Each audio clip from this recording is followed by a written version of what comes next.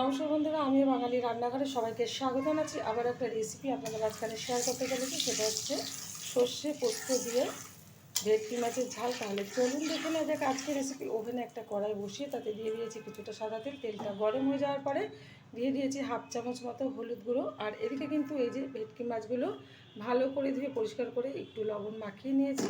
এখন আস্তে আস্তে করে তেলে ছেড়ে ভালো করে ভেজে নেব।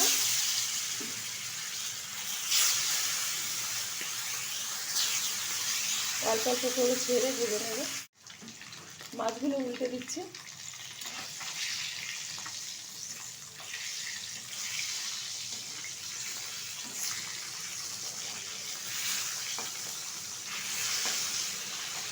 উল্টো পিঠটা ভালোভাবে ভাজা হয়ে গেলে তুলে নেব একটা পাত্রে। যেগুলো ভাজতে বাকি আছে সেমভাবে ভেজে নেব।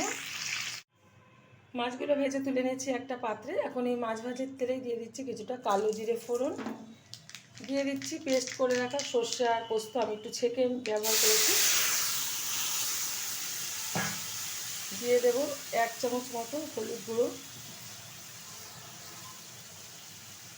এর মধ্যে কিন্তু আপনারা একটু টমেটো আর ধনেপাতা ব্যবহার করতে পারেন, তো আজকে আমি দেবো না, পুরোই করবো। ভালোভাবে একটু নেড়ে চেড়ে নেব। দিয়ে দিচ্ছি পরিমাণ মতো লবণ। যতটা ঠিক জল দিতে হবে ঠিক সেই পরিমাণে কিন্তু লবণটা ব্যবহার করতে হবে। যেহেতু ঝাল সর্ষে দিয়ে আর পোস্ত দিয়ে, তো বেশি পরিমাণে কিন্তু লবণ ব্যবহার করা যাবে না। কষানো কিন্তু হয়ে গেছে। দিয়ে দিচ্ছি এখন পরিমাণ মতো জল।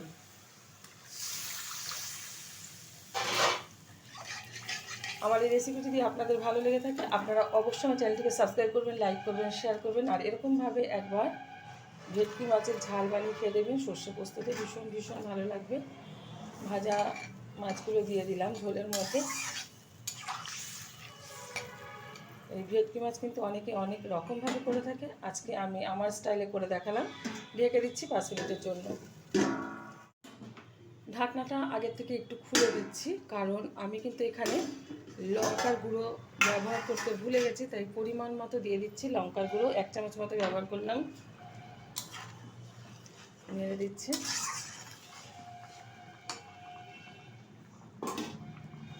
আবারও ঢেকে দিচ্ছি। ঢাকনাটা তুলে দিচ্ছি।